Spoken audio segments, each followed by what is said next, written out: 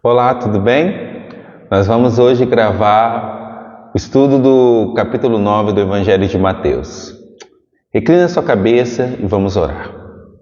Pai, obrigado mais uma vez por o Senhor estar sustentando nesse estudo. O Senhor tem sido tão bom, o Senhor tem sido fiel em todo o tempo. Nós te louvamos por isso, pedimos que a sua mão esteja sobre nós nesse tempo. Em nome de Jesus. Amém. Capítulo 9, versículo 1 diz assim: Entrando Jesus num barco, passou para outra banda e foi para a sua própria cidade. E eis que lhe trouxeram um paralítico deitado no leito. Vendo-lhes a fé, Jesus disse ao paralítico: Tem bom ânimo, filho, estão perdoados os teus pecados. Mas alguns escribas diziam consigo: Este blasfema. Jesus, porém, conhecendo-lhe os pensamentos, disse: Por que cogitais o mal nos vossos corações? Pois qual é mais fácil dizer: Estão perdoados os seus pecados, ou dizer: Levanta-te e anda? Ora, para que sabais que o Filho do Homem tem sobre a terra autoridade para perdoar pecados, disse ao paralítico: Levanta-te, toma o teu leito e vai para a tua casa. E levantando-se, partiu para a sua casa. Vendo isto, as multidões, possuídas de terror, glorificaram a Deus, que dera tal autoridade ao Filho dos Homens. Primeira coisa que eu quero dizer para você é que Jesus entrou no barco e passou para outra banda. Aqui a gente tem que aprender com Jesus, a entrar nos barcos e conseguir atravessar para outra banda. Às vezes a gente entra no barco, mas não consegue atravessar. Jesus, toda vez que ele entrava num barco, ele conseguia ir para o outro lado. Lembra da tempestade? Ele acalma as tempestades para conseguir atravessar. Então, eu quero deixar esse princípio para ti. Consiga entrar nos barcos da sua vida e atravessar as tempestades para que você chegue no destino que o Senhor tem para você. E aqui a gente vai ver que Jesus estava entrando na cidade dele, em Cafarnaum. Lá em Marcos e Lucas vai falar que era a casa dele, que Jesus estava indo na casa dele. Essa é a famosa cura do paralítico que desce pelo telhado. E a gente vai ver que o pecado desse homem, que a enfermidade desse homem estava ligada ao pecado. Porque Jesus fala perdoado o pecado, Jesus não fala está curado. É interessante. Porque a gente vê Jesus curando toda hora. Cura ali. E aqui ele fala, seus pecados estão perdoados. Ao que nos dá a entender aqui que o pecado, a paralisia desse homem também tinha a ver com os pecados da sua vida. Eu quero te dizer uma coisa: pecado adoece. Existem enfermidades que são provocadas pelo pecado. Então, vamos falar de coisas práticas. Enfermidades transmissíveis sexualmente, como também enfermidades que podem ocorrer pela alma. Não estou afirmando aqui que toda enfermidade é por conta de pecado, ok? Mas eu quero trazer para você que existem sim pecados que vão enfermar o corpo. Mas quero trazer boa nova. Ainda esses, Deus cura o corpo e restaura a alma, como ele fez desse homem.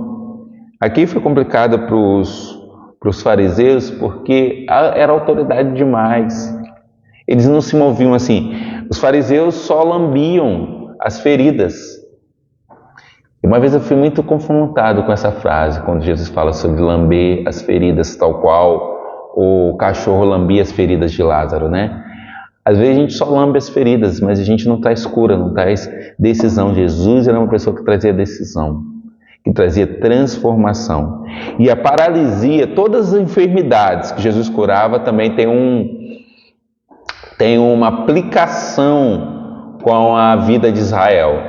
Essa paralisia também representa a paralisia espiritual que Israel estava, ok?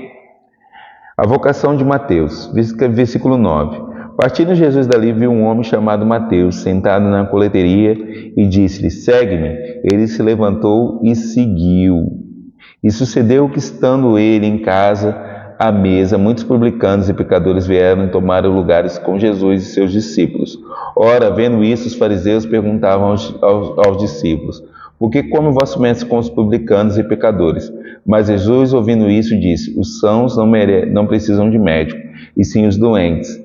Ide, porém, e aprendei o que significa misericórdia quero e não holocaustos, pois não vim chamar justos, e sim pecadores ao arrependimento.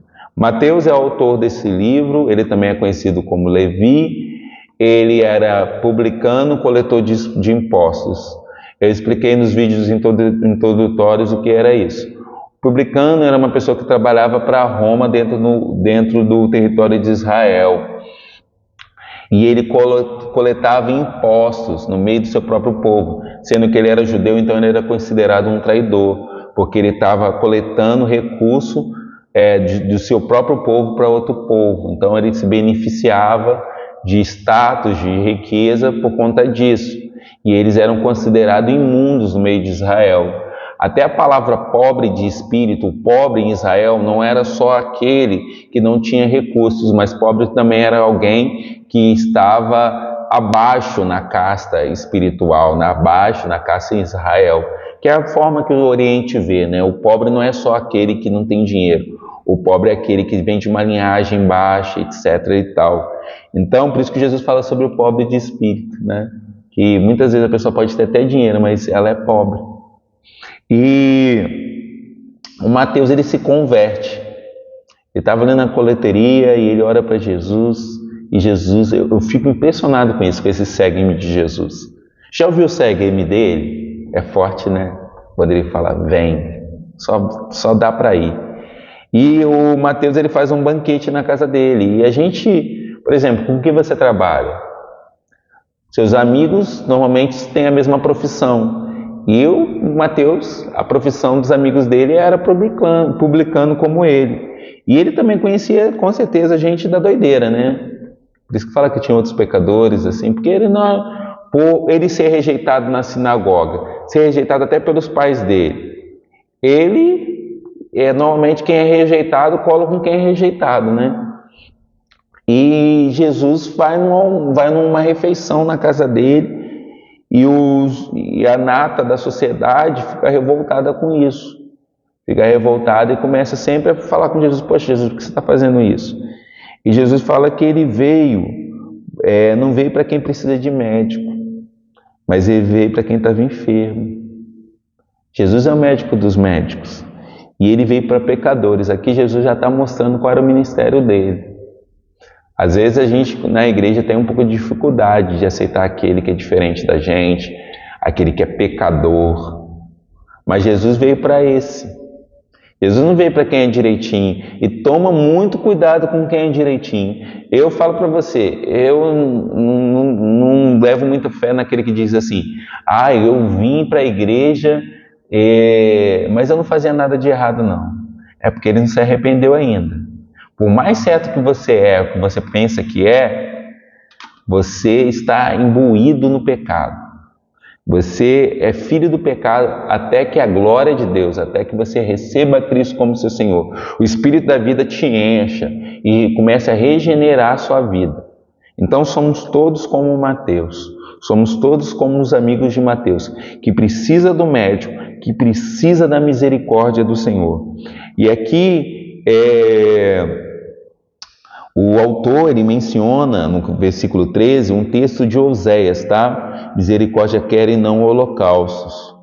Então aqui Jesus está mostrando que mais do que oferecer sacrifícios, que era o que os judeus tinham muita prática e muita relevância, Jesus queria que a gente quer que a gente coloque o nosso coração sobre as pessoas. Mais do que louvar, mais do que fazer bonito na frente dos outros, é amar de fato e de verdade. Versículo 14. Vieram depois os discípulos de João e lhe perguntaram, por que jejuamos nós os fariseus muitas vezes e os teus discípulos não jejuam? Respondeu-lhe Jesus, podem acaso estar tristes os convidados para o casamento, enquanto o noivo está com ele? Dias virão, contudo, em que lhes será tirado o noivo, e nesses dias hão de jejuar. Ninguém põe remendo de pano novo em vestido velho, porque o remendo tira parte do vestido e fica maior rotura. Nem se põe vinho novo em odres velhos. Do contrário, rompe-se os odres, derrama-se o vinho e os odres se perdem. Mas se põe vinho novo em odres novos e ambos se conservam. Gente, esse povo estava muito incomodado com Jesus. Lembra que eu falei que sal salga e luz ilumina? É porque Jesus salgava, Jesus levava a pressão do povo no último grau. Porque ele se portava diferente, quem andava com ele também aprendia a andar diferente. O reino é diferente. O reino é diferente. E aqui a gente vê que tinha práticas de Jesus, os discípulos de João, como eu falei, provavelmente também eram essênios, jejuavam muito. E os fariseus jejuavam muito e muitas vezes, como o texto diz aqui, e eles estavam indignados, porque os discípulos comiam. Estavam em tudo enquanto é festa. Jesus é até chamado de beberrão por causa disso. E ele vai trazer um ensinamento para a gente, que eu aprendi com Michael Bickle, que é o líder da IHOP Kansas, que é da casa de oração em Kansas. Ele ensina que esse é o jejum do noivo. O que é o jejum do noivo? Os discípulos, eles jejuariam, Jesus fala que a gente vai jejuar, que os discípulos jejuariam quando o noivo fosse tirado. Existe um jejum que a gente tem que fazer, que é o jejum pela saudade do noivo. É um jejum em que a gente declara a fome pelo noivo. Como eu já disse, jejum é afligir a alma, para quebrar a alma, para que o espírito sobressaia. E por meio das orações a gente consiga orar mais. O jejum, irmãos, ele é um artifício para você conseguir orar mais, acima de tudo. É por isso que jejum você vence batalhas. Tá ok? Não é o jejum que vence as batalhas. É porque o jejum quebra esse hominho torto que está dentro de mim e de você, entendeu? Que mora numa casa torta. Então ele quebra esse hominho torto. Ele modifica esse hominho torto. Para que esse hominho torto encontre a Bíblia e tudo que é torto fique endireitado. Amém? Expliquei? E esse jejum do noivo. Esse jejum do noivo é um jejum que você declara a saudade. Você jejua porque você tem saudade dele. E o Jesus fala para que não é para a gente colocar pano em vestido velho, porque tira parte do vestido, nem vinho novo em odres velhos. Jesus estava aqui mostrando que as práticas deles eram antigas e que os ensinamentos que ele estava ensinando era novo e que eles precisavam se renovar para receber aquele ensinamento. Contudo, também Jesus está trazendo para a gente que o jejum também renova o odre e renova as vestes.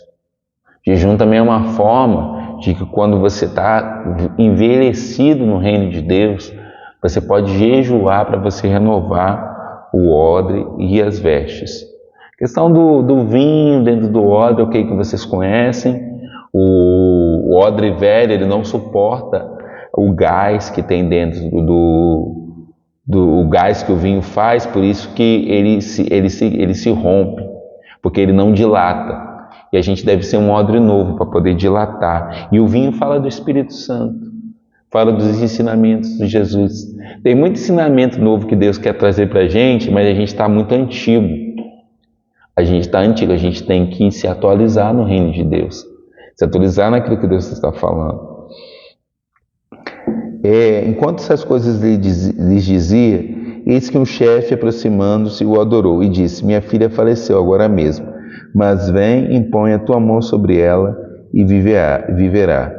E Jesus, levantando-se, o seguia e também seus discípulos.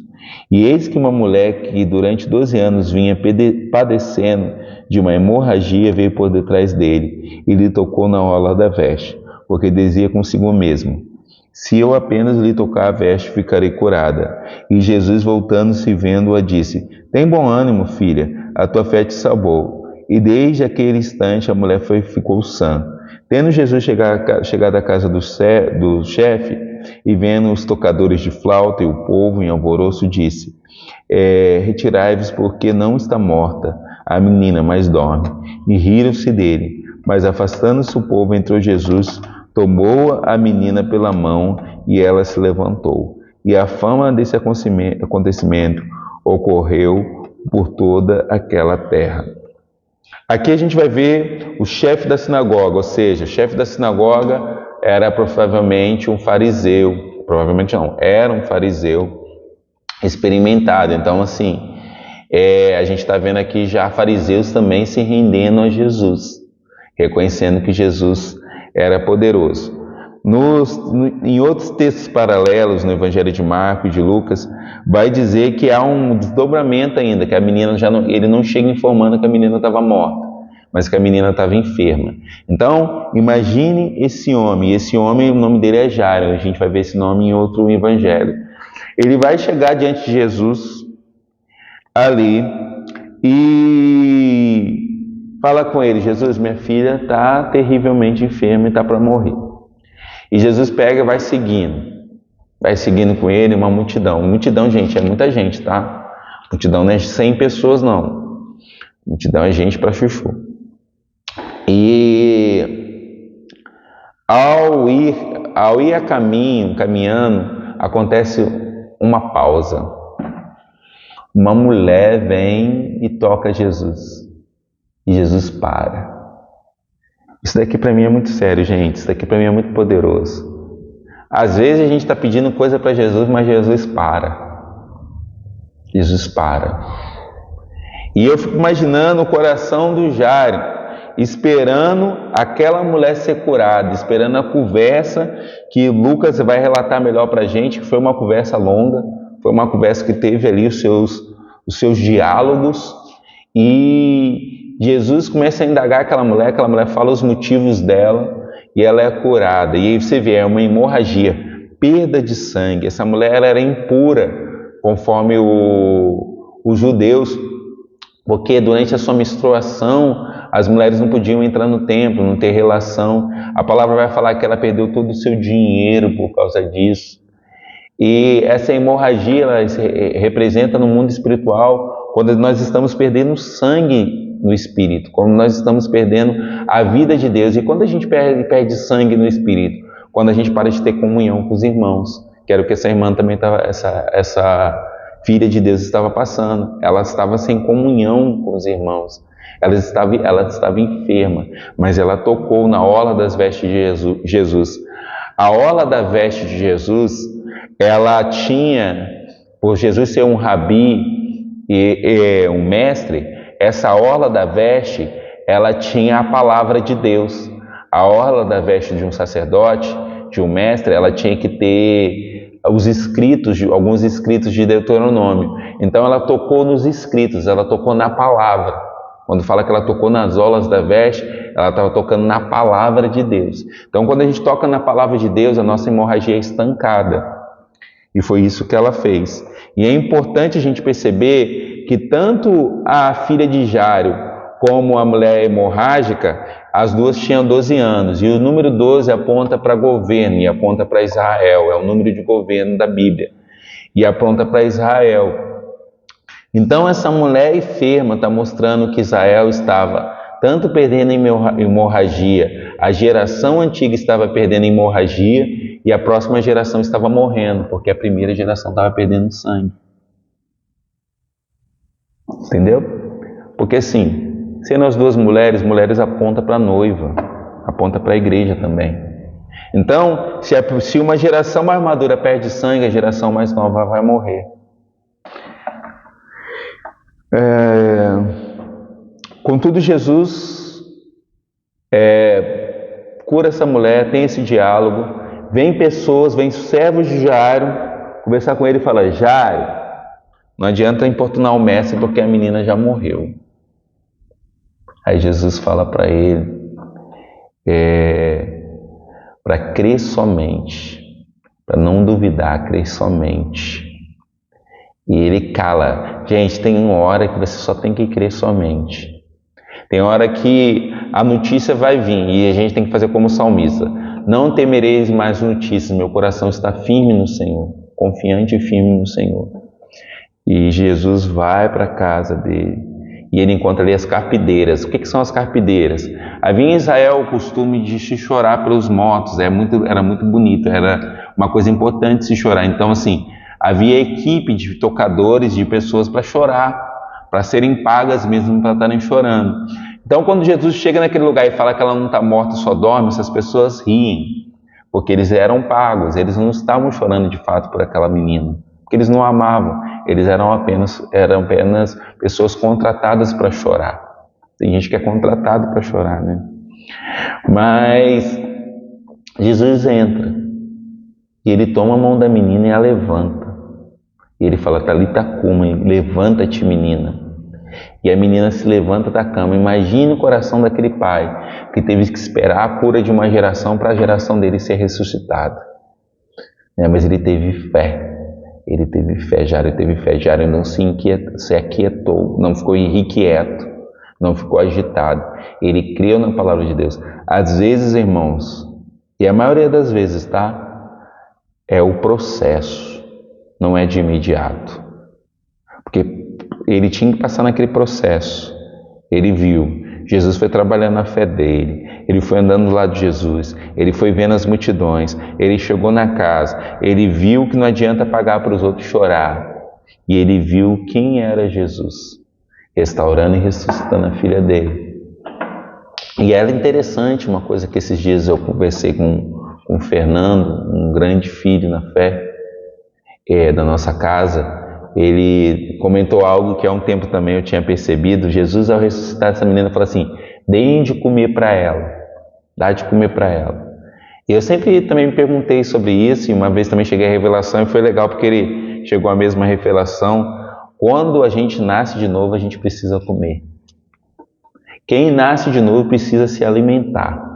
Aquela menina, ela recebe comida. Você vai ler o relato melhor, depois você estuda capítulo 5 de Marcos e capítulo 8, versículo 40 de Lucas. Capítulo 5, versículo 21 de Marcos e capítulo 8, versículo 40 de Lucas. Você vai ver esses detalhes, que a menina é alimentada. A cura de 2 cegos. Partindo Jesus dali, seguiram 2 cegos, clamando: tem compaixão de nós, filho de Davi. Tendo ele entrado em casa, aproximando-se os cegos, Jesus lhe perguntou: credes que eu posso fazer isso? Responderam-lhe: sim, Senhor.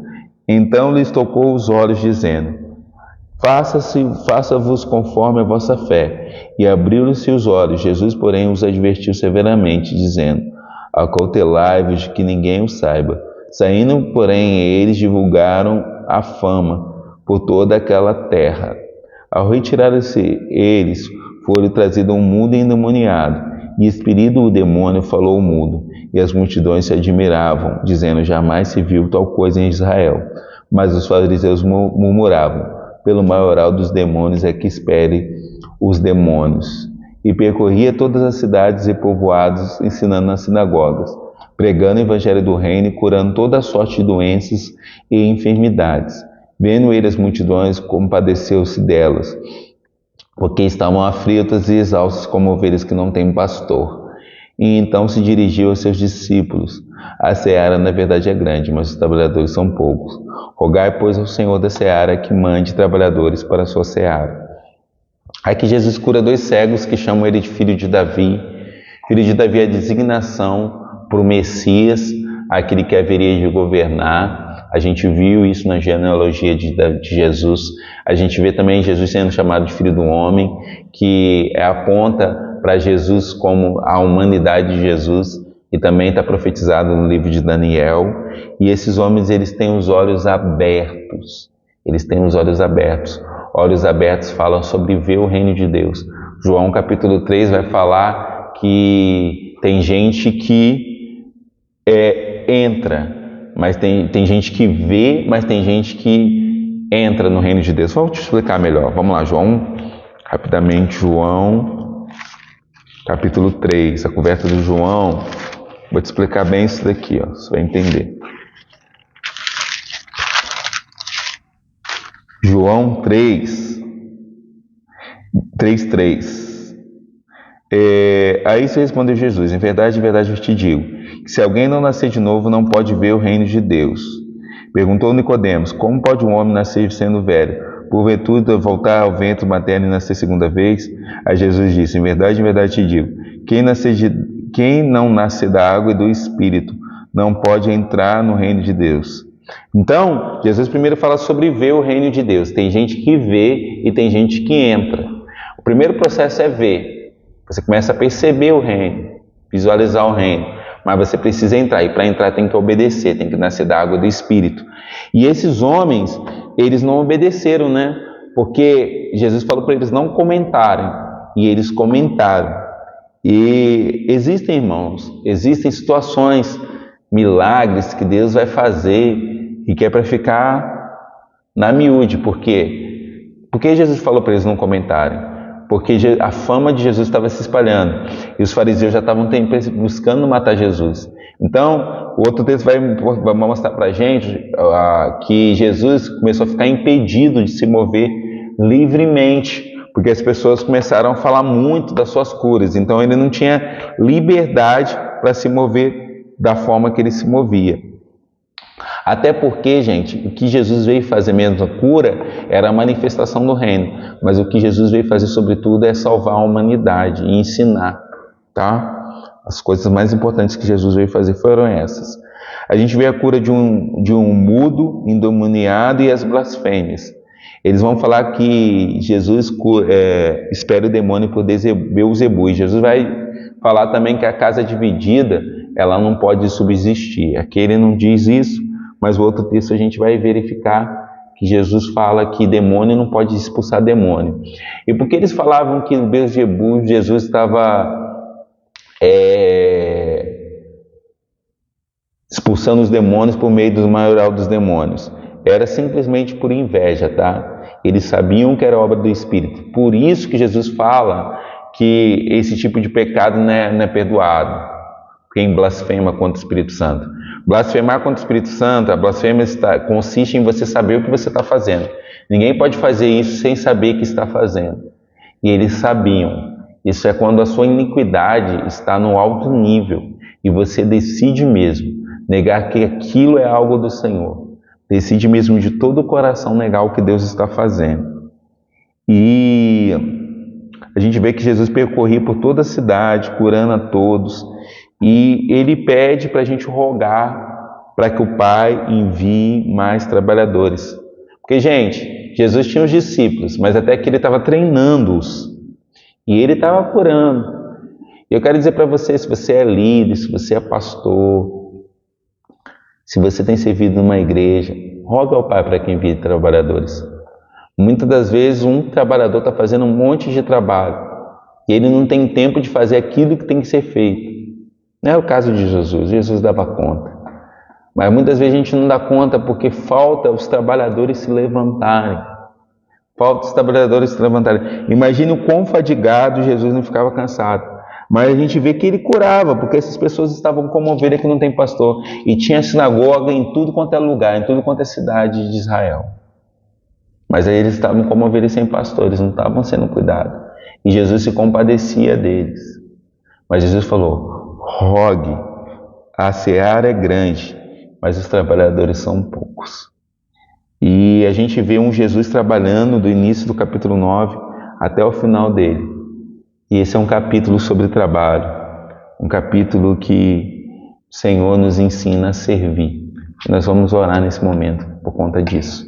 Se você desejar, coloque uma música ao fundo, comece a introduzir o nome do Senhor, levantar o nome do Pai, exaltá-lo. Prepara o ambiente dessa oração. Se você tiver que dar pausa para você preparar o ambiente, prepara, dá uma pausa, depois volta para você estar orando. Amém? Oremos. Pai, tudo é teu, tudo vem das tuas mãos. Nós queremos orar nesse momento e repreender toda a paralisia na nossa vida.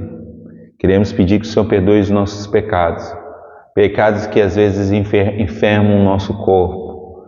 Tira, Senhor, toda a enfermidade, tudo aquilo que tem sido somatizado por causa do pecado. Nós queremos confessar e deixar. O Senhor nos ensinou, por meio da tua palavra, que se nós confessarmos os nossos pecados, seremos perdoados. Mas se confessarmos uns aos outros, seremos sarados. Então, levanta, Deus, nos ajuda a andar nessa prática como igreja. Senhor, nós queremos cumprir a nossa vocação. E ir, Senhor, aqueles que estão perdidos. O Senhor veio para os perdidos, o Senhor foi médico para aqueles que estavam enfermos. Então, Senhor, nos ensina a não julgar as pessoas, não julgar elas pelo que elas fizeram, Deus, mas amá-las, ter misericórdia, mais do que o holocausto, oferecer amor, Senhor. Ensina-nos a jejuar com saudade do noivo, saudades do noivo, saudades do cordeiro, saudades do amado, ensina-nos a jejuar, Senhor, com saudades dele, Deus, com saudades de Ti. Senhor, cura a minha geração para que a geração que venha não seja morta, Deus. Cura a geração atual para que a geração posterior, Senhor, não esteja morta. Senhor, nós queremos declarar, Deus, que ainda que muitas das vezes olhemos as gerações futuras e pensamos que não há futuro, queremos declarar, não estão mortos, só dormem. Não estão mortos, só dormem. Sopra a tua vida, Senhor, e liberta-os. Sopra a sua vida, Senhor, e ressuscita-os. Em nome de Jesus, cura, Senhor, a cegueira do teu povo, Deus. Cura a cegueira, que possamos ver, mas não só ver, mas entrar no teu reino, Senhor. Cura, Senhor, a nossa mudez, Deus. Tira toda a timidez de falar do teu reino, Deus. Queremos falar, Deus. Queremos profetizar em nome de Jesus. E nesse momento, Senhor, rogamos, envie mais trabalhadores. Rogamos, Pai, envie mais trabalhadores. Equibalo. Senhor, chuta trabalhadores para a tua seara, Deus. Rogamos ao Pai que envie mais trabalhadores. Senhor, levanta esse homem, essa mulher que me vê agora, que escuta a minha voz e que faz essa oração comigo. Diga, eis-me aqui, envia-me a mim. Senhor, eu faço uma oração, mas eu também quero ser resposta dessa oração. Envia mais trabalhadores, envia-me a mim. Em nome de Jesus. Que Deus te abençoe, seja enviado. Em nome de Jesus. Amém.